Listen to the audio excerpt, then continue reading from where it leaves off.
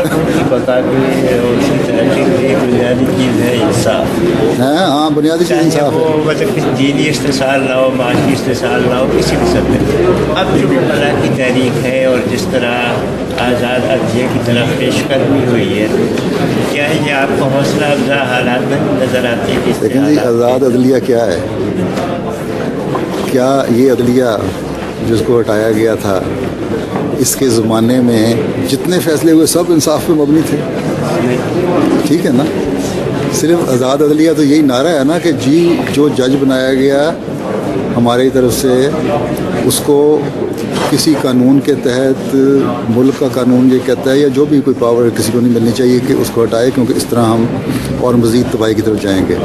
लेकिन अगर ये खुशफहमी हो कि आज़ाद इस अदलिया के आने से एक नया इनकलाब आ जाएगा, तो कुछ भी नहीं हो जाएगा। वो बात एक शख्स ने की तो बड़ी अच्छी थी कि होगा क्या कि लाहौर में एक टांगे वाले को पुलिस वाला तंग करेगा और टांगे वाला चीफ जस्टिस को ख़त लिख देगा।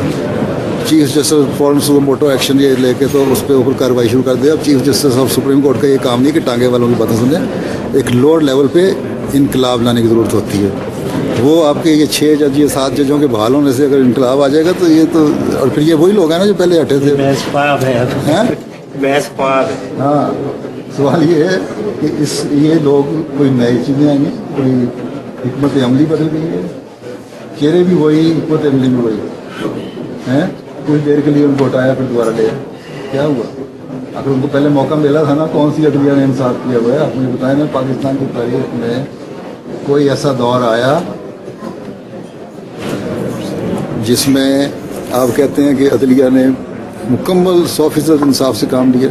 ठीक है, केसेस बाज़ अच्छे भी हो जाते हैं और इंसाफ में, लेकिन वहीं जहाँ वेस्टर्न इंटरेस्ट ना हो,